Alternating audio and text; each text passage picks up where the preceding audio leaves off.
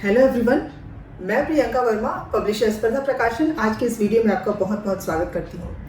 JPSC PT के exams खत्म हो गए हैं और मुझे पूरी उम्मीद है कि आप सब जेपीएससी मेंस की तैयारी में लग गए होंगे। जैसा कि आपको पता है, स्पर्धा प्रकाशन जेपीएससी पीटी के पेपर 2 के लिए वीडियो की सीरीज ला रहा था, जो आपके कमेंट से मुझे पता चला कि काफ़ी बेनिफिशियल रहा। स्पर्धा प्रकाशन की टीम की तरफ से मैं विश करती हूँ कि आप सब पीटी क्वालिफाई करें एंड आई सजेस्ट कि आप सब जेपीएससी मेंस की तैयारी में लग जाए without waiting for result, because time flies. समय धीरे धीरे हाथ से निकल जाएगा, इसलिए आप विदाउट डिले अपना प्रिपरेशन स्टार्ट कर दें। जैसा कि आपको पता है, जेपीएससी मेंस में कुल 6 पेपर्स है, जिसमें पेपर 3 टू पेपर 6, इसलिए जो फर्स्ट क्वेश्चन जो आते हैं वो वस्तुनिष्ठ टाइप के होते हैं और ये 20 क्वेश्चंस होते हैं जो कि 40 मार्क्स कैरी करते हैं। इस लिहाज से ये सेक्शन काफ़ी इंपॉर्टेंट हो जाता है।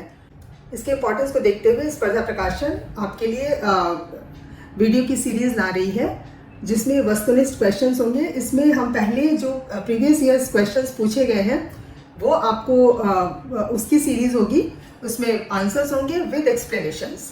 उसके बाद जो प्रोबेबल क्वेश्चंस होंगे उस पर भी हम वीडियो लेके आएंगे और मुझे उम्मीद है कि जिस तरह से पीटी में ये वीडियो स्पर्धा प्रकाशन का वीडियो आपके लिए बेनिफिशियल रहा, मुझे पूरी उम्मीद है कि स्पर्धा प्रकाशन का ये इनिशिएटिव जो है आपके लिए ज़रूर बेनिफिशियल होगा। तो चलिए स्टार्ट करते हैं।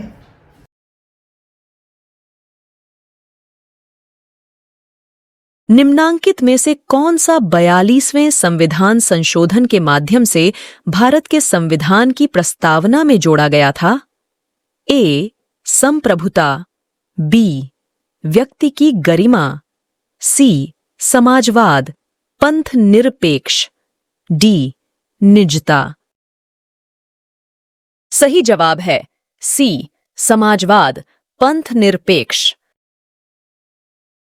स्पष्टीकरण: 1976 में 42वें संविधान संशोधन द्वारा संविधान की प्रस्तावना में पंथ निरपेक्ष शब्द जोड़कर इस परिप्रेक्ष्य में स्थिति स्पष्ट कर दी गई है।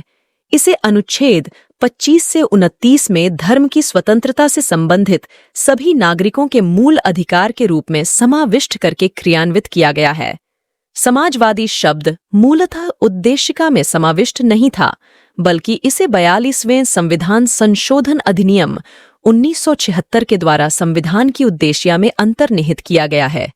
समाजवादी शब्द का आशय है कि ऐसी संरचना जिसमें उत्पादन के सभी साधनों, पूंजी, भूमि, संपत्ति आदि पर सार्वजनिक स्वामित्व या नियंत्रण के साथ वितरण में समतुल्य सामंजस्य हो। मूल कर्तव्य भारत के संविधान के निम्नांकित में से किस भाग में दिए गए हैं? ए. भाग 2, बी. भाग 3, सी. भाग 4, डी. भाग 4 का। सही जवाब है डी. भाग 4 का। स्पष्टीकरण: मूल कर्तव्य भारत के संविधान के भाग 4 का 1976 के 42वें संविधान संशोधन द्वारा जोड़ा गया में है। संविधान के पुनरीक्षण के लिए गठित स्वर्ण सिन्हा समिति की रिपोर्ट के आधार पर अनुच्छेद 51 क को जोड़कर मूल कर्तव्य को शामिल किया गया। मूल कर्तव्य को सोवियत रूस के संविधान से लिया गया है।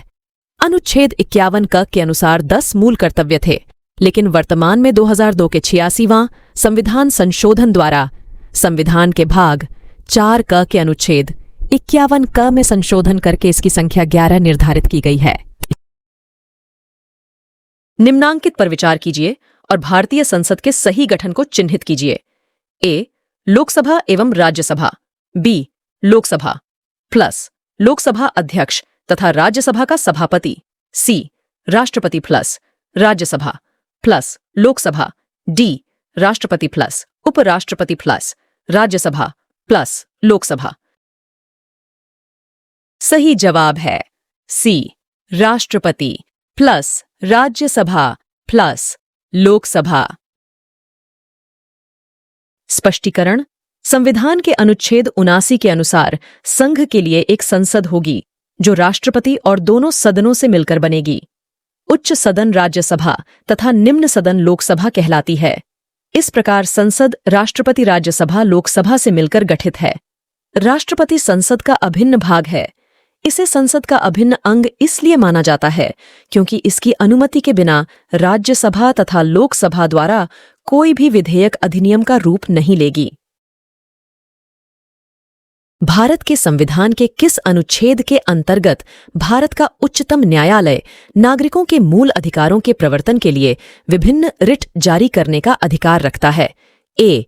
अनुच्छेद 32, बी. अनुच्छेद 33, सी. अनुच्छेद 132, डी. अनुच्छेद 226। सही जवाब है ए. अनुच्छेद 32। स्पष्टीकरण। भारतीय संविधान के अनुच्छेद 32 के अंतर्गत उच्चतम न्यायालय नागरिकों के मूल अधिकारों के प्रवर्तन के लिए विभिन्न रिट जारी करने का अधिकार रखता है तथा अनुच्छेद 226 के अनुसार उच्च न्यायालय में रिट याचिका दाखिल करने का अधिकार नागरिकों को प्रदान किया गया है। मूल अधिकार के उल्लंघन की स्थिति में उच्चतम एवं उच्च न्यायालय द्वारा बंदी प्रत्यक्षीकरण, परमादेश, प्रतिषेध, उत्प्रेषण तथा अधिकार पृच्छा आदि रिट जारी किए जाते हैं। भारत की प्रथम लोकसभा के पहले अध्यक्ष कौन थे? A. G. V. Mavalankar, B.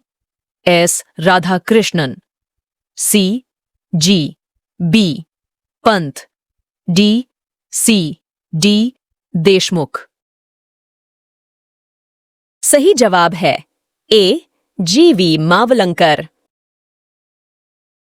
स्पष्टीकरण। भारत की प्रथम लोकसभा के प्रथम अध्यक्ष जी.वी. मावलंकर थे। इनका कार्यकाल 15 मई 1952 से 27 फरवरी 1956 था। लोकसभा अध्यक्ष लोकसभा का प्रमुख पदाधिकारी होता है और लोकसभा की सभी कार्यवाहियों का वह संचालन करता है। लोकसभा के प्रथम उपाध्यक्ष अनंत शयनम आयंगर थे। इनका कार्यकाल 30/5/1952 से 8/5/1956 तक रहा।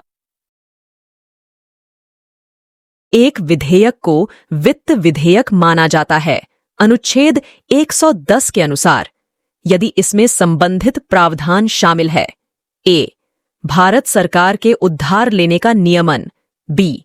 भारत के समेकित निधि की निगरानी, सी. किसी राज्य के खातों की लेखा परीक्षा, डी. उपरोक्त सभी। सही जवाब है ए.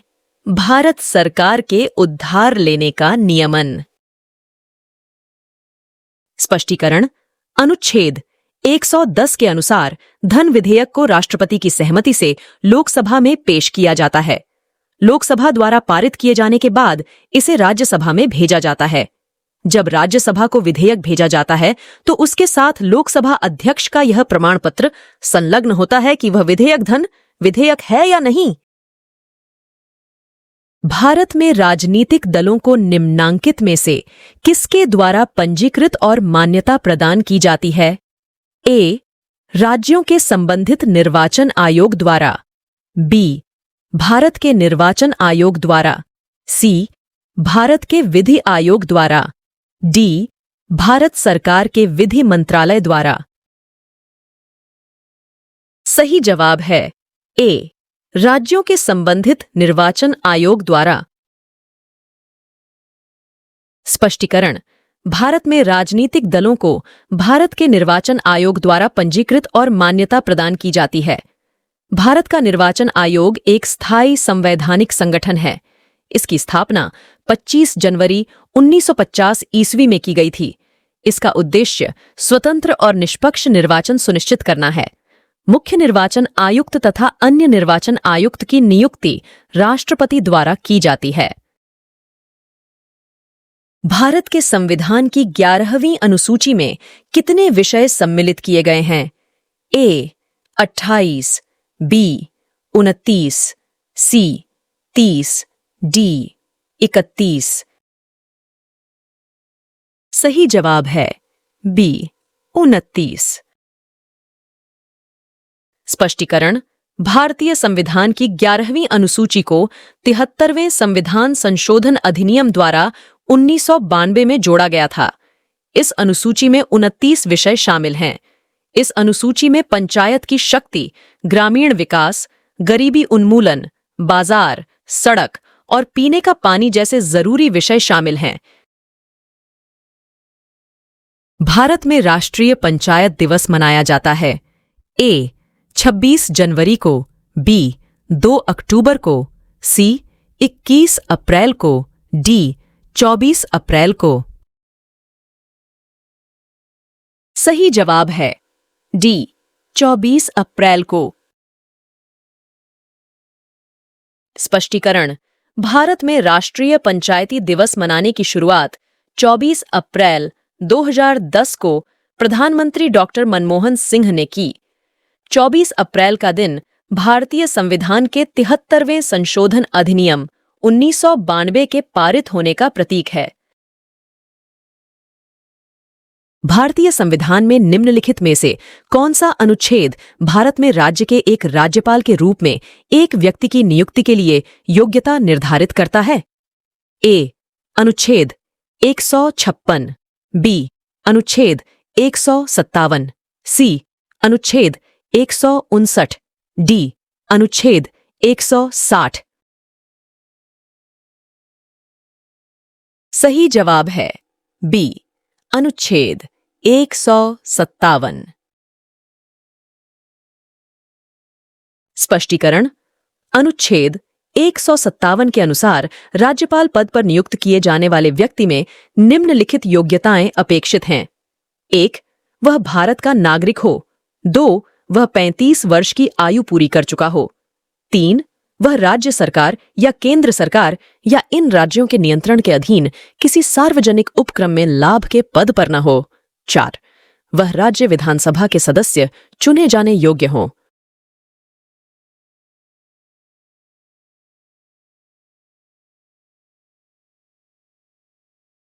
पोस्ट कार्ब परिवर्णी शब्द किसने दिया? ए मू ने, बी गुलिक, सी उर्विक, डी हेनरी फेयोल। सही जवाब है बी गुलिक। स्पष्टीकरण: पोस्टेड कार्ब परिवर्णी शब्द लूथर गुलिक ने दिया था। उर्विक तथा हेनरी फेयोल जैसे विद्वानों द्वारा पोस्ट कार्ब दृष्टिकोण को अपनाया गया, जिसका व्यवस्थित व व्यापक प्रयोग करने का श्रेय लूथर गुलिक को जाता है। गुलिक ने इस दृष्टिकोण को लोक प्रशासन के संदर्भ में प्रस्तुत किया है। निम्नांकित में से कौन सा एक चिंतक लोक प्रशासन तथा निजी प्रशासन में समानताओं का समर्थक है? A Herbert Simon, B Paul H Appleby, C sir Josiah Stamp, D Henry Fayol. सही जवाब है बी पॉल एच एप्लबी। स्पष्टीकरण: लोक प्रशासन एवं निजी प्रशासन में समानताओं के समर्थक हेनरी फेयोल हैं। इस विचारधारा के समर्थकों में हेनरी फेयोल, एमपी, फॉलेट तथा उर्विक आदि का नाम लिया जाता है। हेनरी फेयोल का कहना है कि अब हमारे समक्ष कई प्रशासनिक इकाई नहीं है, बल्कि एक है जिसे सार्वजनिक तथा निजी दोनों ही प्रशासनों के लिए समान रूप से भलीभांति प्रयोग किया जा सकता है। यदि हमारी सभ्यता विफल होती है तो वह मुख्यतः प्रशासन के ध्वस्त होने के कारण होगा। यह कथन दिया गया है। ए एलडी हाइट द्वारा, बी अलेक्जेंडर पोप द्वारा, सी बी डॉनहम द्वारा, डी एडमंड वर्क द्वारा। सही जवाब है सी बी डॉनहम द्वारा। स्पष्टीकरण: यह कथन बी डॉनहम का है। डॉनहम के अनुसार राज्य एवं सरकार का, यहां तक कि स्वयं सभ्यता का भविष्य सभ्य समाज के कार्यों को निष्पादन करने में सक्षम प्रशासन के विज्ञान, दर्शन और कला के विकास करने की हमारी योग्यता पर निर्भर है। डॉनहम का यह कथन लोक प्रशासन के महत्व के संबंध में है। रिसर्च एवं एनालिसिस विंग रॉ निम्नांकित में से किसका भाग है? ए गृह मंत्रालय का, बी मंत्रिमंडल सचिवालय का, सी प्रधानमंत्री कार्यालय का, डी विदेश मंत्रालय का। सही जवाब है सी प्रधानमंत्री कार्यालय का। स्पष्टीकरण, रिसर्च एवं एनालिसिस विंग रॉ प्रधानमंत्री कार्यालय का भाग है। इसकी स्थापना 21 सितंबर 1968 को की गई। इसका मुख्यालय नई दिल्ली में है। इसके संस्थापक कार्यपालक सामंत गोयल सचिव थे। इसके अधीनस्थ संस्थाएं aviation research centre, the radio research centre, the electronic एवं technical services, national technical facilities, ऑन ऑर्गेनाइजेशन, स्पेशल फ्रंटियर फोर्स आदि हैं। योजना आयोग को प्रतिस्थापित करते हुए निम्नांकित में से किस दिन नीति आयोग अस्तित्व में आया?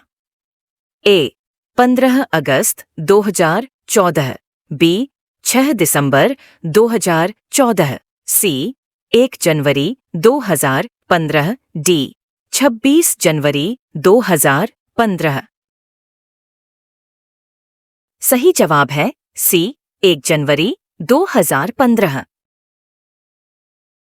नीति आयोग राष्ट्रीय भारत परिवर्तन संस्थान भारत सरकार द्वारा गठित एक नया संस्थान है जिसे योजना आयोग के स्थान पर बनाया गया। यह सरकार के थिंक टैंक के रूप में सेवाएं प्रदान करता है। इसकी स्थापना सी 1 जनवरी 2015 में की गई। इसका कार्यालय नई दिल्ली में है। इसके प्रथम अध्यक्ष नरेंद्र मोदी प्रधानमंत्री थे तथा प्रथम उपाध्यक्ष अरविंद पनघड़िया थे। वर्तमान में राजीव कुमार इसके उपाध्यक्ष हैं। भारत के संविधान के निम्नांकित में से किस अनुच्छेद के अंतर्गत संघ लोक सेवा आयोग और राज्य लोक सेवा आयोगों का प्रावधान किया गया है? ए अनुच्छेद 315, बी अनुच्छेद 323, सी अनुच्छेद 215, डी अनुच्छेद 226।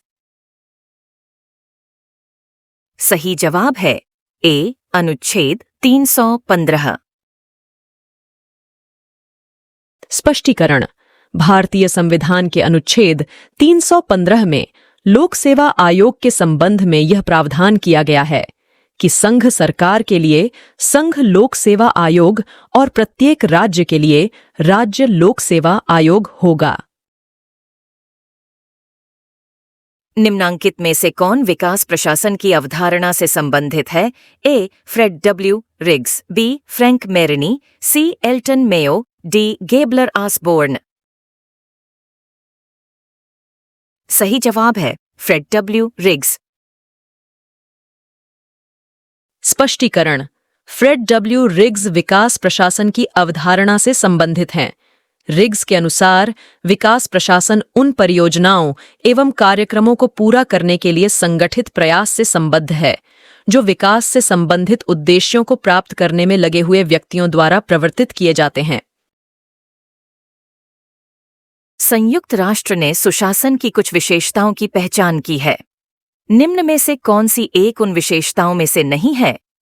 ए भागीदारी, बी जवाबदेहिता, सी सरकार की वैधता, डी पारदर्शिता। सही जवाब है सी सरकार की वैधता। स्पष्टीकरण, संयुक्त राष्ट्र ने सुशासन की जिन विशेषताओं की पहचान की है उसमें सरकार की वैधता शामिल नहीं है। सब सहारा अफ्रीका से संबंधित विश्व बैंक के 1989 के दस्तावेज में सुशासन की अवधारणा का उल्लेख ठोस विकास के परिप्रेक्ष्य में किया गया है। इस संबंध में 4 प्रमुख बिंदु को रेखांकित किया गया है। वेन, सार्वजनिक क्षेत्र का प्रबंध, 2 जवाबदेहता, 3 विकास के लिए वैधानिक ढांचा और 4 सूचना एवं पारदर्शिता। निम्नलिखित में से कौन सा एक संयुक्त राष्ट्र द्वारा सूचीबद्ध मानवाधिकारों में से नहीं है?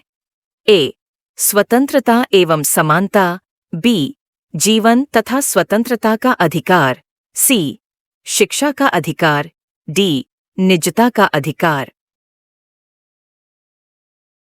सही जवाब है सी शिक्षा का अधिकार। स्पष्टीकरण, शिक्षा का अधिकार संयुक्त राष्ट्र द्वारा सूचीबद्ध मानवाधिकार में नहीं है। मानवाधिकार घोषणा पत्र 1948 में मुख्य प्रावधान निम्नांकित हैं। 1. नागरिकता का अधिकार, अनुच्छेद 5। 2.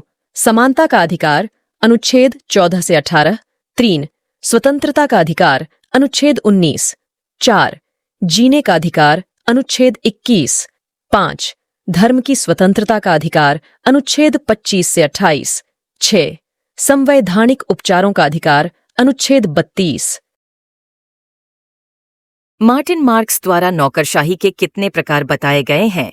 A 2, B 3, C 4, D 5। सही जवाब है C 4।